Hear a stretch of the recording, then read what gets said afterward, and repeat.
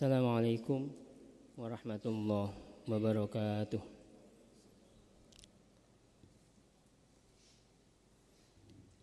Alhamdulillahi wa kafa. Wassalatu wassalamu ala Rasulillah Muhammadanil Mustafa wa ala alihi wa ashabihi wa atba'ihi wa atba'i wa man ihtada wa qatada. Qala Allah Ta'ala fi kitabihil karim wa nahnu ala dhalika minasy syahidin. A'udzu billahi minasy syaithanir rajim. Bismillahirrahmanirrahim. Qul bifadlillahi wa birahmatihi fabidzalika falyafrahu huwa khairum mimma yajma'un. Shadaqallahul azim. Amma ba'd.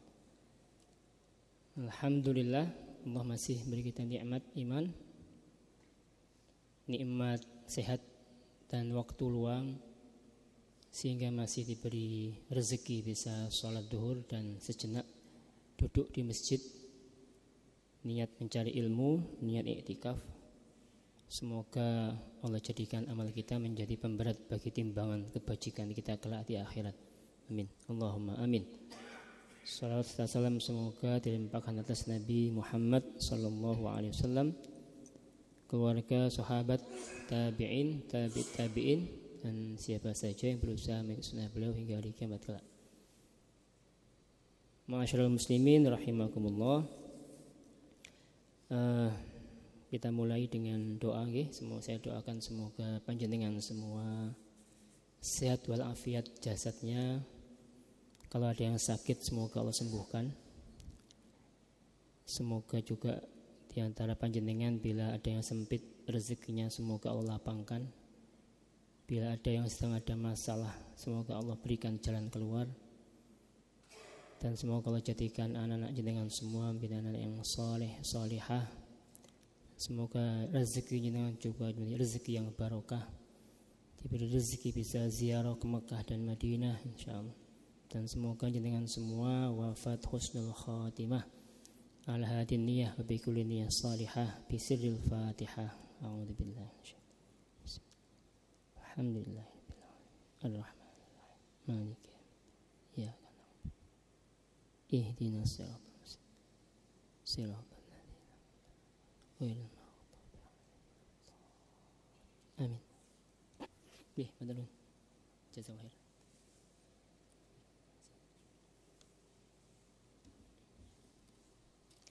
Baik, ini lanjutan dari tema bulan kemarin. Kemarin sempat kami sampaikan secara lisan karena memang materinya pas laptopnya sedang error. Sudah kami sampaikan di awal sebagai muqaddimah tentang ilmu dalam agama kita, dalam Islam. Maka sekarang ini kita ingin belajar bagaimana ilmu itu dipelajari dan bagaimana ilmu itu didapatkan dan diturunkan dari para ulama, dari pertama dari Nabi Muhammad, kemudian sahabat, tabi'in hingga kemudian kepada para ulama salafus soleh, sehingga kemudian sampai kepada kita. Harapan kita semua agar kita ini bertambah ilmu tentunya, tapi juga ada harapan lain.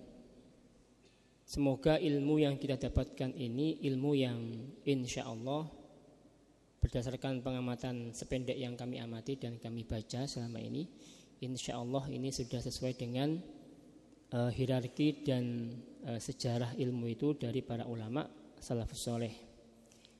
Maka pemahaman yang utuh terhadap ilmu ini akan memberi kita sebuah tasawur, sebuah gambaran bahwa orang yang mencari ilmu itu, orang yang menuntut ilmu itu, kalau benar prosesnya, maka akan timbul sebuah hasil yang muncul dari perilaku kita, karena kita memahami ilmu itu dengan baik. Tapi kalau kita keliru, saya enggak berani mengatakan salah, keliru memahami ilmu, maka yang muncul itu kemudian sebuah sikap yang justru kontra dengan hasil yang diharapkan oleh ilmu itu sendiri. Nah sekarang ini Bapak Ibu, kita sudah cukup banyak, alhamdulillah, ilmu itu sekarang kayak dibuka semua itu. Jadi kalau jenengan ini cari ilmu, alhamdulillah sekarang dimudahkan oleh Allah. Tinggal jenengan punya kuota, kemudian aja HP, klik di browsernya itu, apa saja yang ingin jenengan tahu, itu semua keluar. Ilmu yang kita cari ada.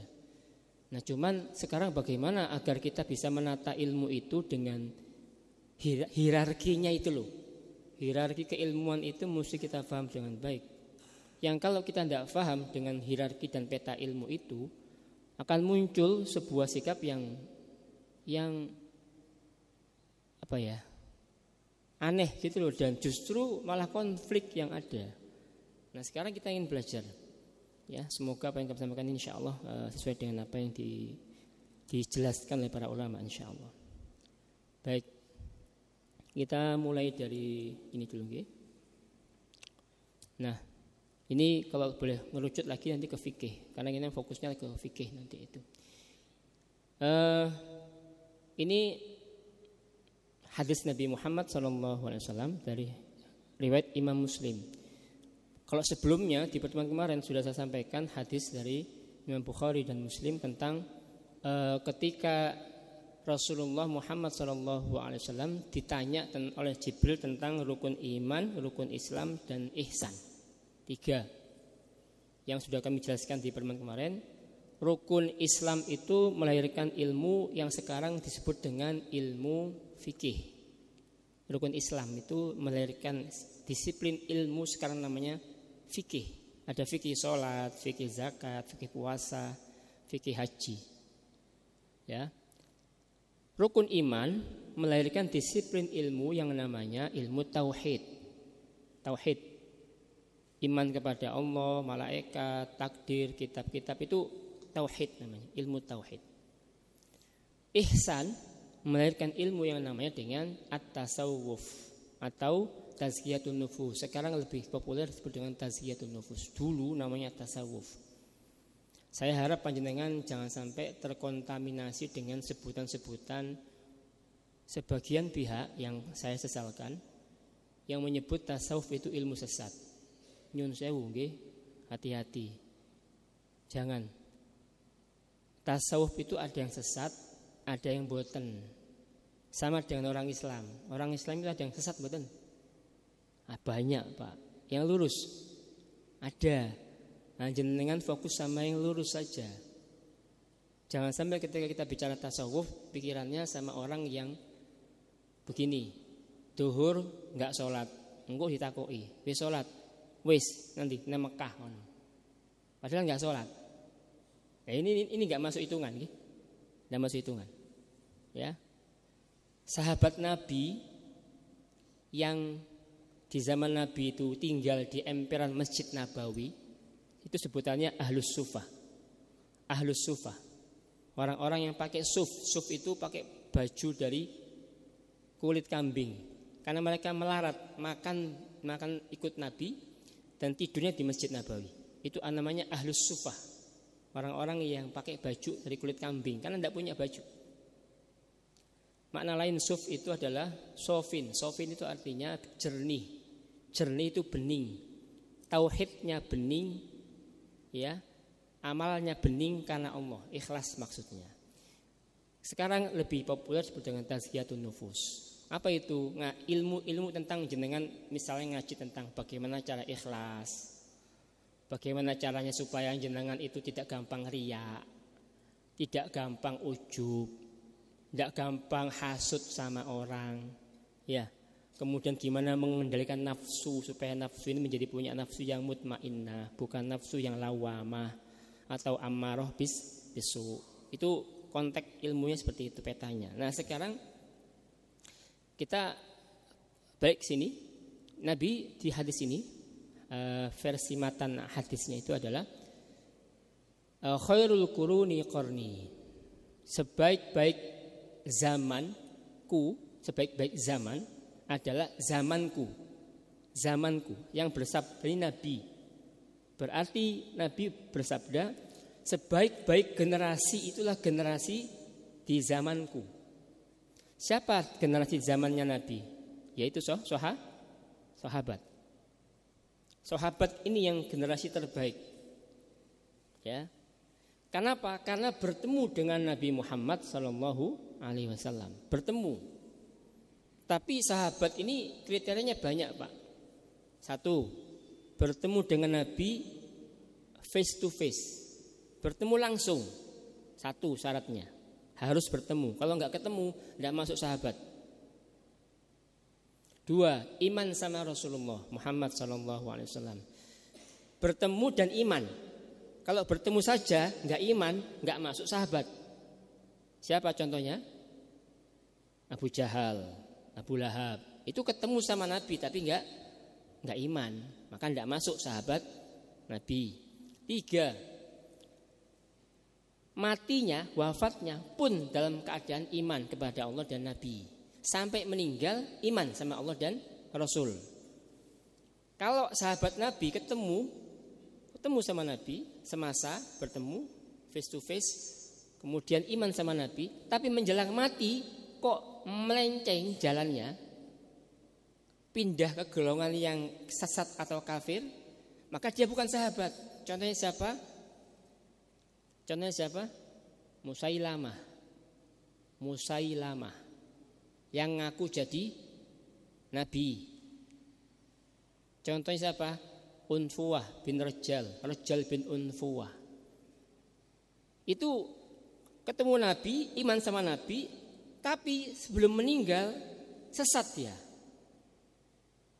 Karena sesat akhirnya kafir. Karena ngaku Nabi kan kafir, Pak. Maka bukan sahabat Nabi. Kriteria berikutnya, ikut perang sama Nabi ataupun enggak ikut perang, enggak apa-apa. Perang enggak apa-apa. Yang penting pernah ikut perang atau pernah enggak ikut perang bersama Nabi. Itu kriteria sahabat Nabi. Nah, generasi sahabat ini generasi terbaik karena bertemu langsung dengan Rasulullah. Ketika Al-Quran sebagai induk ilmu kita ini, Al-Quranul Karim ini induk ilmu, Pak. Kalau para ulama membuat ilmu itu semua source-nya dari sini, sumbernya dari sini. Maka muncul ilmu nahwu, ilmu shorof, ilmu balaghah, ilmu imla, ilmu rasm, ilmu bayan, itu semua dari sini semua. Jenengan tajwid di masa Nabi tidak ada. Ikhfa hakiki, idhar halki tidak ada di zaman Nabi, tidak ada. Kalau Nabi sekarang hadir, kita tanya, ya Rasulullah, apa hukumnya nun mati ketemu fa? Itu tidak tahu Nabi, bingung Nabi. Apa maksudmu? Mungkin bingung Nabi. Tajwid itu sudah terpraktekkan di masa Nabi, tapi tidak terformulasi menjadi sebuah disiplin ilmu. Tidak terformulasi menjadi sebuah disiplin ilmu. Ada sebuah kisah lucu. Ada seorang imam membaca jahar, habis Fatihah membaca surah Al-Qadar. Jenengan apa lagi Al-Qadar nggih? Inna anzalna. Nah, imamnya tidak bisa bahasa Arab, makmumnya kok ada yang bisa bahasa Arab, maka imam membaca habis Al-Fatihah. Bismillahirrahmanirrahim. Inna anzalnahu fi lailatul qadr. Benar salah? Benar salah, Pak? Jenengan mendel mawon, berarti enggak paham juga. Saya ulangi.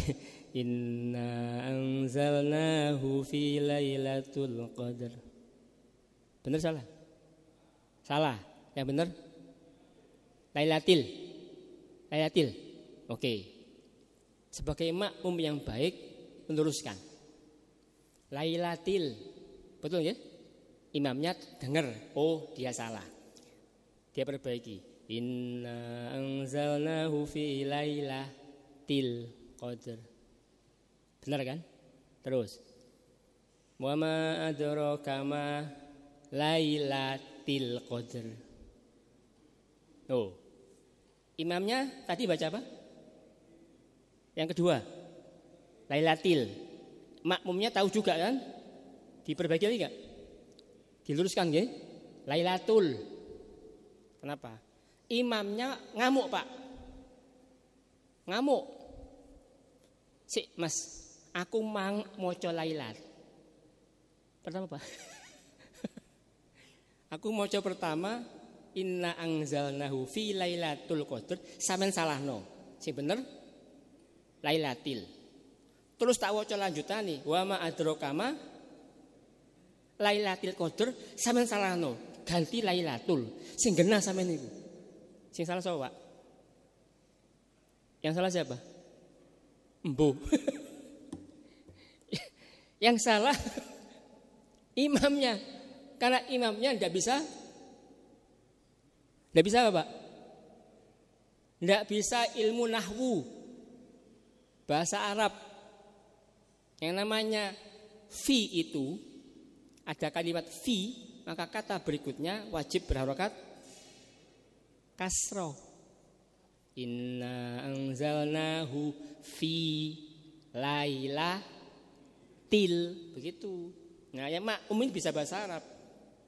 Kok gak enak kuping ini? Gak enak kuping ini.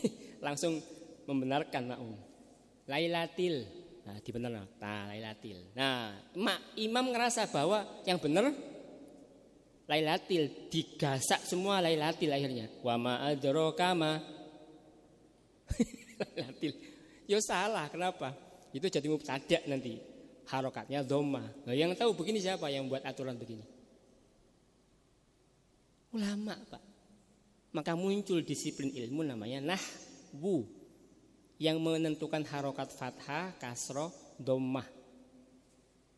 Nah, begitu, ya. Ini contoh saja. Nah, sahabat Nabi itu ketika Al-Quran turun, Rasulullah langsung menghafal, langsung disampaikan kepada para sahabat, dan itu tanpa tulisan, Pak. Saya ulangi lagi, tanpa tulisan. Wahyu Al-Quran turun itu para sahabat langsung dihafal, Pak. Kenapa Islam dan Quran turun di Arab? Karena Allah memang menjadikan orang Arab itu hafalannya kuat-kuat, Pak. Saya nggak bisa bayangkan kalau Islam dan Quran turun di Surabaya, Pak. Saya nggak bisa bayangkan, Pak. Kenapa? Kenapa? Sudah musnah kadian. Hilang itu Quran, Pak. Orang Arab itu punya tradisi menghafal 10 mbah ke atas. 10 mbah ke atas. Muhammad bin Ali bin 10 mbah ke atas. Jenengan berapa coba? Ayo tak tantang sampean. Iso enggak apa 5 mbah ke atas? Bisa, Pak? Jenengan paling banter siapa? Coba tanya, Ustadz Mukhlis coba. Ustadz Mukhlis bin siapa? Bin Bilal bin Imam Syafi'i bin siapa? Wah, mandek, Pak. Mbah 2 ke atas, habis itu paten obor, betul? Nah, nyun sewu nggih, sama dengan saya. Rizal bin Sukri bin Jalil, sudah atasnya bilang nih, petang wisan. Enggak tahu saya. Orang Arab itu 10, Pak. Tradisi menghafal itu kuat bagi orang Arab. Itu salah satu hikmahnya kenapa Islam turun di Arab. Jangan diprotes, Pak. Jangan. Itu disuruh sampaikan. Kalau turun di Surabaya sudah musnah kayak biyen. Nah, kenapa? Kita tidak punya tradisi menghafal. Nah, Quran itu turun dihafal langsung disampaikan. Quran itu bukan mushaf, nggih, saya ulangi. Quran itu bukan mushaf. Ini namanya mushaf. Quran itu yang kita baca. A'udzu billahi minasyaitonir rajim. Ini Quran. Audio. Suara itu. Ini Quran. Ini namanya mushaf Al-Quran. Quran itu yang turun duluan itu bukan ininya, tapi suara. Maka ketika Quran turun itu, Nabi langsung mentalkin kepada sahabat, nuntun, ditalkin. Makhraj huruf itu Masya Allah. Orang Arab itu fasih banget, orang-orang Arab itu anunya. Makhrijul hurufnya itu Masya Allah. Nah, kita itu belajar di Surabaya tapi harus cengkok Arab. Bayangkan. Di situ sulitnya kita belajar makharijul huruf. Nah, orang yang belajar Quran dari guru, nggak pakai guru. Kalau nggak pakai guru, wah rusak Pak. Maka kalau setiap orang ngajar Quran mesti punya sanad, mesti punya guru yang nyambung kepada Nabi. Contoh, alhamdulillah saya punya guru Quran, Syekh Muhammad dari Mesir, itu sanad ke-37 dari Nabi Muhammad SAW. Sanad nomor 37. Berarti bacaan saya ada yang nyimak Pak. Disimaknya saya sudah ditashih, direkomendasi sama Syekh saya. Jenengan punya sanad belum? Kalau belum punya sanad, saya sarankan jenengan punya guru yang punya sanad supaya bacaannya benar. Saya lanjutkan. Nah, sahabat Nabi ini Pak, ketika Quran turun, sahabat Nabi melihat bagaimana Nabi itu berbicara, bertindak, berperilaku itu saking mereka pengen dan mencintai Nabi, maka semua yang disabdakan Nabi, disampaikan Nabi, disimak, dihafal. Itu sahabat Nabi namanya. Generasi terbaik. Ingat, sahabat Nabi generasi terbaik. Maka Nabi dawuh, la tasubbu ashabi. Jangan kalian caci sahabat-sahabatku. Fa inna law anna ahadakum, seandainya satu dari kalian anfaqa mithla Uhudin dhahaban, infak sebesar satu gunung Uhud. Jenengan pernah ke Uhud? Yang pernah haji umrah tahu. Uhud, kalau satu dari kalian infak sebesar gunung Uhud, bukan bentuk tanah tapi emas. Jenengan infak satu gunung Uhud emas, la yablughu mudda ahadim. Infak kalian sebesar satu gunung emas itu, Uhud itu, tidak akan menyamai infaknya sahabatku, meskipun sahabatku hanya infak satu mud. Ini namanya satu mud Pak. Infaknya bukan apa-apa, cuman kurma. Satu mud, pelakunya sahabat Nabi, nggak akan menyamai pahala sahabat Nabi. Wala nasifah, jangankan satu mud, setengah mud nggak bisa. Saking besarnya keutamaan sahabat Nabi. Tidak ada orang yang kemudian amalnya sekarang melebihi sahabat Nabi. Sulit Pak. Ya, oke, itu sahabat Nabi. Ketika sahabat Nabi seperti Ali, Umar, Utsman, Abu Bakar As-Siddiq, Bilal, kemudian Zaid bin Thabit, masa itu kemudian wafat, semua meninggal Pak. Semua meninggal, maka generasi berikutnya namanya tabi'in. Tabi'in artinya apa Pak? Pengikut. Bahasa Inggrisnya sekarang follower. Understand? Follower. Sama punya berapa follower? Follower itu artinya pengikut. Bahasa Inggrisnya, bahasa Arabnya tabi'in. Ngikut siapa ini? Ngikut siapa Pak? Saya tanya. Sahabat sudah meninggal, Rasulullah wafat, sahabat meninggal semua, diikuti generasi berikutnya, namanya tabi'in. Tabi'in artinya pengikut. Ngikut siapa saya tanya? Ikut Nabi apa ikut sahabat? Ayo. Ngikut Nabi atau ikut sahabat? Sahabat. Kenapa sahabat? Kenapa sahabat Pak? Saya nggak ada door prize-nya Pak. Jenengan leres Pak polisi. Karena Rasulullah sudah wafat. Tabi'in itu di masa di mana mereka tidak pernah ketemu Nabi secara langsung. Tidak pernah, karena Nabi sudah meninggal. Mereka hanya bertemu dengan Abu Bakar, Utsman, Ali, siapa lagi? Abu Bakar, Umar, itu ketemu itu saja. Nah, sahabat Nabi yang harusnya ketemu Nabi, tapi gara-gara nggak sempat ketemu Nabi, turun peringkat jadi tabi'in. Contohnya siapa? Uwais Al-Qarni. Uwais Al-Qarni ini tinggal di Yaman. Yaman itu sekitar 500 kilo dari Mekah. Uwais Al-Qarni itu Pak, jalan kaki dari Yaman ke Madinah. Sampai di Madinah, Nabi pas sedang keluar. Kan gak ada WA dulu Pak, gak ada telepon. Ya Rasulullah, saya mau ketemu jenengan nanti ini. Oh ya, ketemu nanti ya, jam berapa? Oh ya, ketemu itu. Ketemu, tapi dulu nggak ada telepon. Uwais datang dari Yaman, jalan kaki 400 kilo sampai ke Madinah, ketok pintunya, yang buka Aisyah. Gimana Rasulullah? Rasulullah tidak ada, sedang keluar. Aduh, saya nggak bisa lama-lama nunggu Nabi. Saya punya ibu yang kondisinya sedang buta dan pincang, lumpuh. Saya harus pulang lagi. Balik lagi Pak.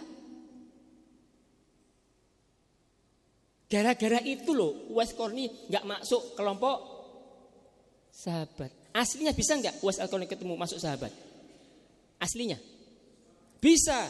Tapi gara-gara nggak sempat ketemu Nabi face to face, beliau turun kelas namanya tabi'in. Maka Nabi bersabda, khairut tabi'in, tabi'in terbaik itu Uwais Qarni. Yang punya ibu satu yang digendong Pak haji. Masih ingat kisahnya jenengan? Gendong Mekah, Yaman. Digendong Pak, karena ibunya pengen berangkat haji. Nah, tabi'in itu Bapak Ibu, ketika sudah pada posisi sahabat semua tidak ada, nah tabi'in ini mengikuti sahabat. Karena kenapa? Karena Rasul tidak ada. Yang mereka lihat itu hanya sahabat. Paham gak? Nah, ini tabi'in namanya. Tabi'in ini generasi berikutnya meninggal semua, wafat semua. Diikuti generasi berikutnya namanya tabi'ut tabi'in. The follower of follower. Understand? Pengikutnya pengikut. Coba ini perhatikan nih kalimatnya ini. Pengikutnya pengikut. Coba urutannya, jangan lihat kursornya ya, kursornya. Ini ikut ini. Lihat kursor tanda panah. Yang ini ikut ini sahabat. Sahabat ikut Rasulullah. Paham hierarkinya? Paham nggih? Ingat baik-baik. Kalau ini ngikut Nabi, maka kalimatnya bukan tabi'in tapi tabi'in Rasul. Betul? Tapi enggak kalimatnya ini. Semua ulama menyebut tabi'in, enggak ada tabi'in Rasul, enggak ada. Maksudnya apa? Orang yang generasi ketiga ini Bapak Ibu hanya bisa ngikuti generasi kedua. Generasi kedua ngikuti generasi pertama. Kalau ini disebut tabi'ur Rasul, berarti ini langsung ikut Rasul. Faktanya tidak. Tabi'in ini ngikuti tabi'in karena sahabat sudah meninggal semua, apalagi Kanjeng Nabi Muhammad SAW. Nah, inilah yang namanya disebut dengan generasi yang terbaik adalah zamanku. Summal ladzina yalunahum, generasi ini. Summal ladzina yalunahum, generasi ini. 3 generasi inilah yang disebut dengan salafus soleh. Apa? Salafus soleh. Salaf itu artinya yang dulu, soleh itu yang baik. Jadi generasi salafus soleh maknanya generasi salaf yang baik. Berapa generasi? 3. 3 ini ulama membatasi setiap generasi 100 tahun. 100. Berarti berapa? 300 Hijriyah. Sekarang berapa? 1444.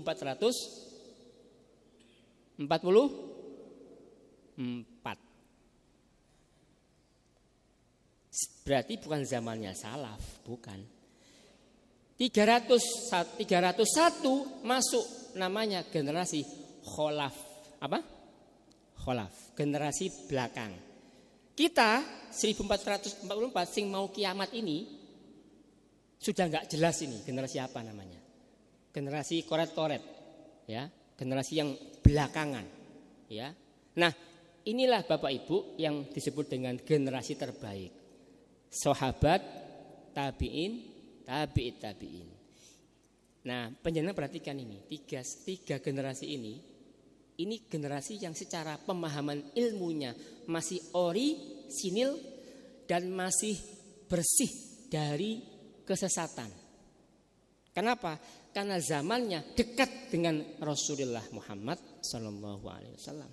Sempat melihat Rasulullah. Kalau Rasulullah Muhammad SAW hadir di tengah-tengah panjenengan,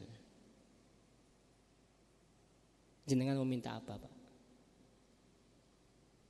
Kalau Rasulullah hadir di depan panjenengan, jenengan minta apa? Minta apa, Pak? Minta apa? Minta syafaat. Nggih. Kalau saya enggak minta syafaat, cuma bisa lihat dan nangis. Ketemu Kanjeng Nabi itu udah enggak bisa ngomong, Pak. Enggak bisa ngomong.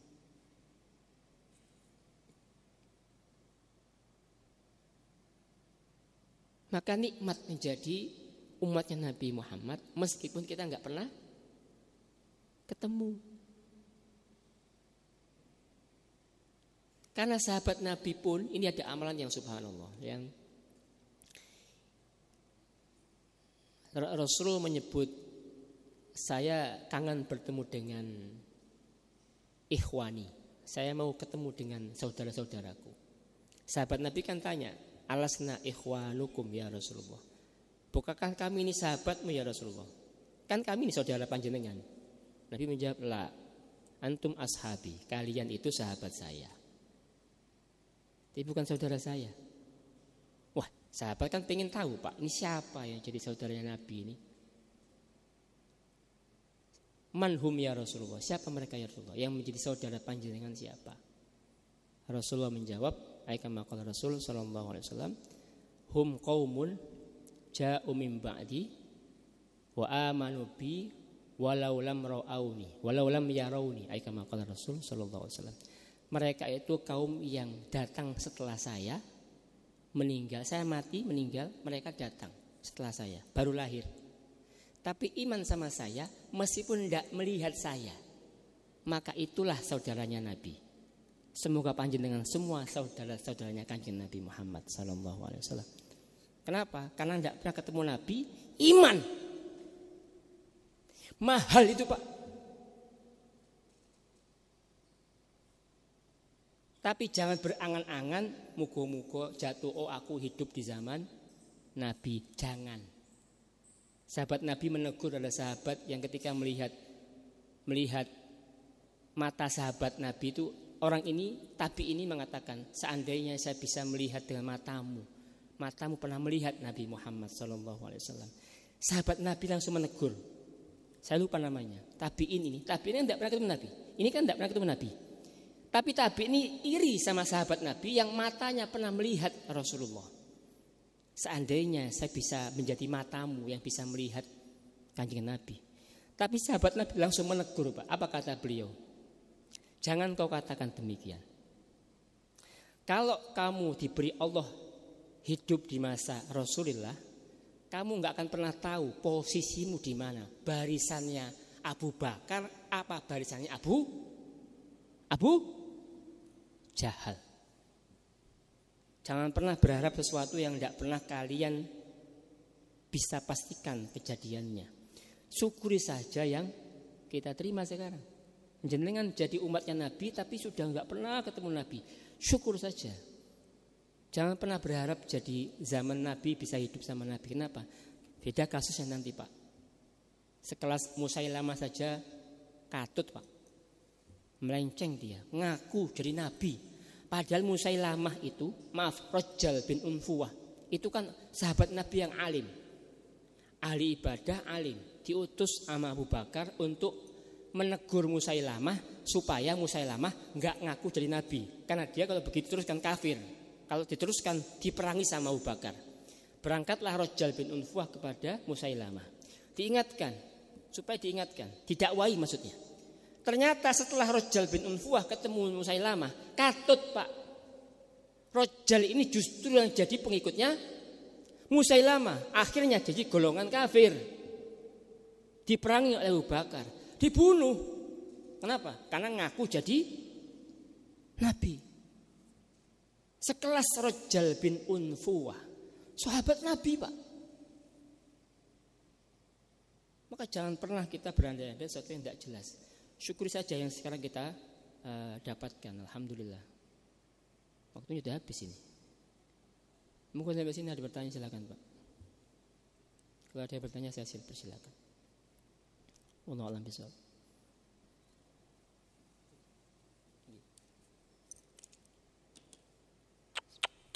Persilakan kalau ada yang ingin bertanya. Sudah habis. Baru 1 slide. Saya nomor 2. Oke. Sebenarnya belum waktunya ini. Nah, ini cuman pengen lihat aja, mau tak foto. Terima kasih. Silakan. Nah, ini nanti setelah pembahasan yang tadi saya sampaikan. Ini hanya penjelasan saja bahwa ini hierarki ini seperti ini. Jangan perhatikan hierarki dari tahun kelahiran para ulama. Okay. Imam madhab lahirnya Hanafi 80 Hijriah, Imam Malik 93 Hijriah, Imam Syafi'i 150 Hijriah, Hambali 164 Hijriah. Imam hadis, Imam ahli hadis, Imam Bukhari 196 Hijriah, Imam Muslim 202 Hijriah, Imam Abu Dawud 202 Hijriah, Imam At-Tirmidzi 209 Hijriah. Ini sekedar compare saja, komparasi supaya jenengan paham sejarah. Artinya dari diantara ini yang paling senior yang mana, Pak? Imam Hanafi tahun 80 Hijriah. Selang berapa tahun setelah Nabi wafat? Nabi wafat usia tahun berapa? 11 Hijriah. 11 Hijriah. 11 Hijriah kemudian ke 80 Hijriah. Selang berapa tahun? 69, betul? Imam Hanafi ini masih sempat ketemu dengan tabi'in. Imam Hanafi ini masih sempat ketemu dengan tabi'in. Karena masa itu beliau pernah ketemu. Dan meguru sama tabi'in. Imam Hanafi. Terus berikutnya jenengan tahu ada Imam Malik 93 ini di Irak, di Kufah. Ini Imam Malik di Madinah. Syafi'i ini di Mesir, di dua kota ya, Mesir sama Baghdad. Kemudian Imam Hambali ini di Masya Allah, mana ya? Saya lupa ingat. Maaf saya nggak sebut nama, nggak bisa sebut nama kotanya, lupa, maaf. Nah, di sini Imam Bukhari 196. Lebih senior mana? Bukhari sama Hambali? Senior mana? Hambali, Imam Hambali. Karena Imam Bukhari muridnya Imam Hambali. Imam Bukhari itu muridnya Imam Hambali alias Imam Ahmad. Nama lengkapnya Ahmad bin Hambal. Imam Hambali punya guru namanya Imam Syafi'i. Imam Syafi'i punya guru namanya Imam Malik. Ini guru dan murid semua ini. Nah ini